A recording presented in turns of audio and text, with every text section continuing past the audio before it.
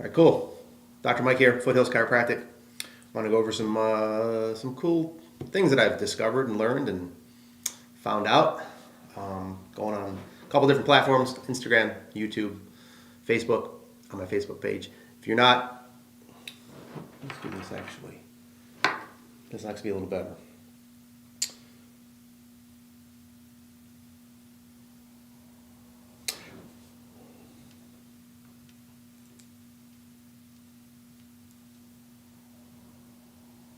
All right, cool. So if you're not on any of those platforms, follow me. Check me out. YouTube, Foothills Chiropractic. Facebook, Foothills Chiropractic. And I'm on Instagram, several different channels.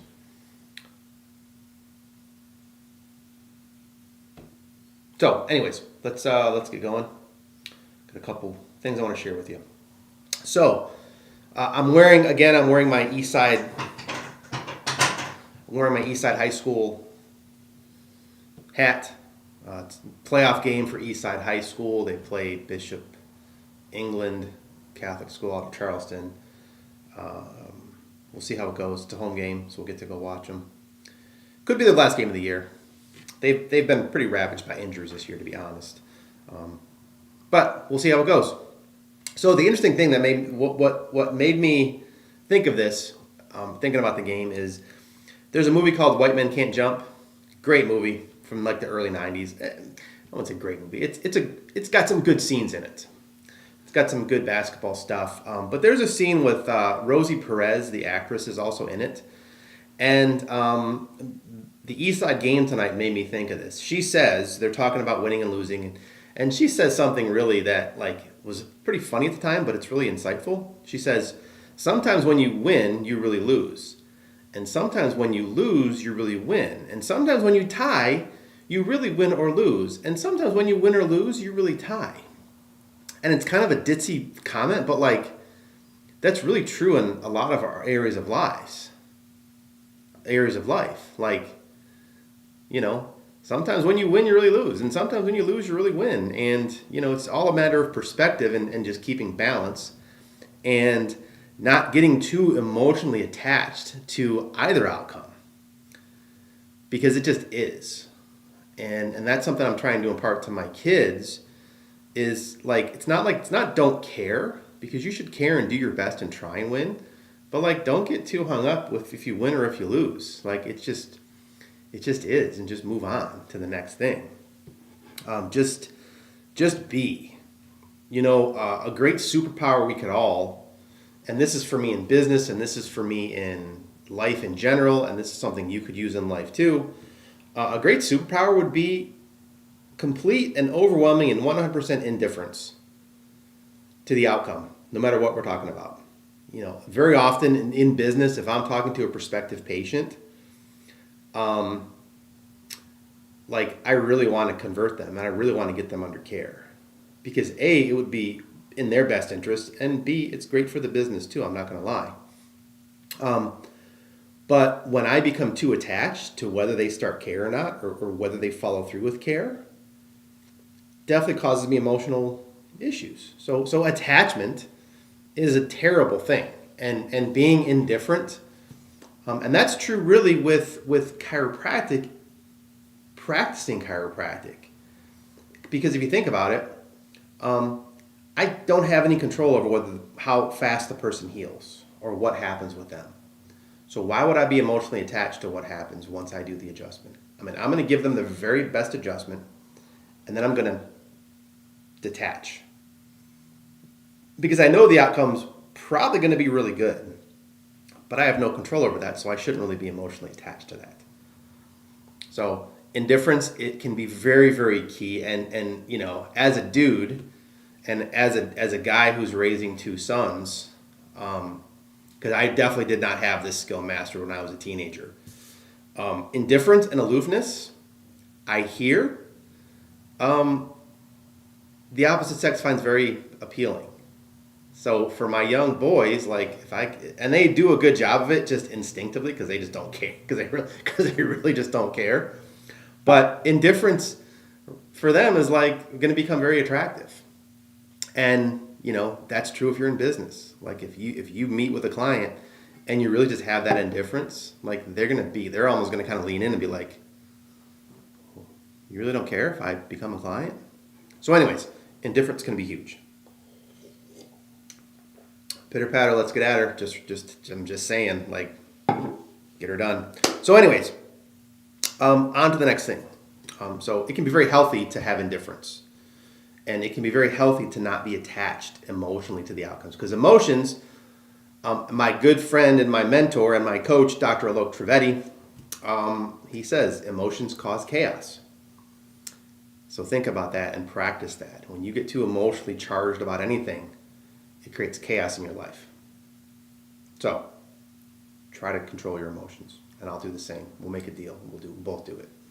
So I did my last video the other day, and if you've seen my Facebook page, you would have noticed there's a giant black screen with my voice on it.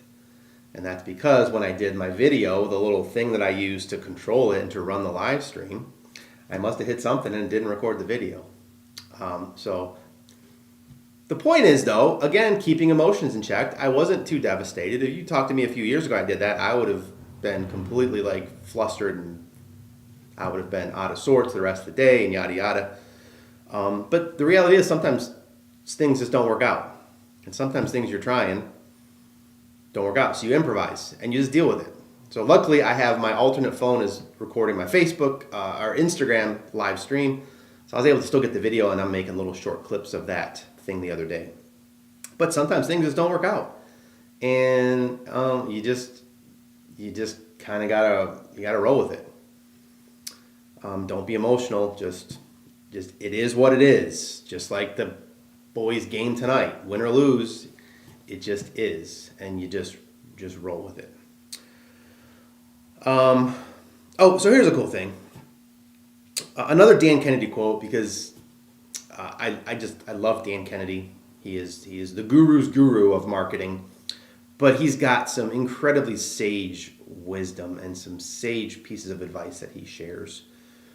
And I found this quote pretty cool. Dan Kennedy says, if you don't find and create change, change finds and confronts you. So we are never static. We're never like this. We're either going in this direction or we're going in this direction. That's true in life, in health, in relationships, in business, in everything. We're never static. We're either going up or going down. So you should always be seeking out, and I'm speaking to myself as well, you should always be seeking out areas in life that you can change and improve upon. Because they're out there in all the areas of life. You and I both know that we could go out and find things that we can improve upon and change. But because if we just let things ride and put our heads in the sand and just ignore things, eventually we're going to get hit. And eventually it's going to come to bite us in the butt. So look for things to change, make positive changes all the time. We should always be ever evolving, ever changing, ever improving. Lastly, so this is going to be probably a little shorter video. Some of you may be thankful for that, but lastly, we see a lot of kids in our office. We see a ton of kids, a lot of families. You know, our office is designed, our fee system, our office, everything about us is designed to see families and individuals, but we do see a lot of families and babies and kids and all that. And we give lollipops away. First of all, we try not to give it to them on every visit because I don't want to create little sugar junkies. Secondly, they're organic, so we give organic lollipops away, so at least it's not like dum-dums. Nothing against dum-dums, but like food coloring and artificial sweeteners probably aren't a great thing. Anyways, so we give lollipops away. And I'm really going to work on what I ask for in return for giving them away. And I say that because when kids hit a certain age, I don't know, 4 or 5, whatever, they should respond in a certain way. And I'm going to start not demanding that they say thank you, but like eye contact, for example. Like if they ask for a sucker, I want them to look me in the eyes and ask clearly, may I have a sucker, please? Not, and I'm guilty of it too, because I do it all the time, and my kids probably do it. But like doing like, can I have a sucker, please?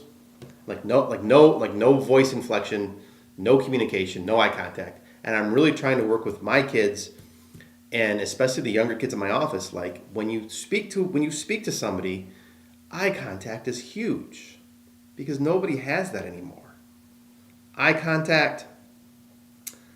When they're a little bit older, like a handshake, not like a dead fish handshake, but like a firm handshake with eye contact. Jack and Ben do that, I think, fairly well, and I think they're getting better at it. And it says something to other people when you're going to look them in the eye and shake their hand and smile and greet them. I'm trying to teach the kids that come to me just to have that presence. Speak clearly, yes sir, no sir, thank you. And it's just manners and etiquette. And the more you can equip your kids with those tools, the better they're going to be when they grow up. And we have a lot of kids that are great like that. So I'm not saying anything that our kids don't have those skills. But I'm really going to work on my older like kids that are like 7, 8, 9, 10, and really work on like getting them to speak to me and look in the eyes, because I think it's huge. And it's a skill because we're so disconnected because of our devices, especially the young folks. Like, it's just, we got to have that. Got to have it. But, it's cool. We get to see a lot of kids. And my closing point is that chiropractic care is essential for kids. Jack and Ben have grown up since birth with chiropractic, and I feel like they're two of the healthier kids you're going to meet. Chiropractic's huge. With the daily stresses that we're under, our body's always at risk of getting out of balance and getting out of sorts. Chiropractic just keeps everyone in a state of balance, keeps the body working like it's supposed to. So that's all I got today. This went pretty quickly. But just, the big point, don't be emotionally attached to anything. And communicate with people. Like, look people in the eyes. And I'm talking to myself. People don't get looked in the eyes anymore. Even if you're walking around Walmart and you're checking out or wherever you are, just be present and engage with people. But just don't be emotionally attached to their response to you, because they may not give you any response. So, anyways, I'm going to go. Thanks for joining me. Again, the message, pitter patter, let's get at her. Let's get out there and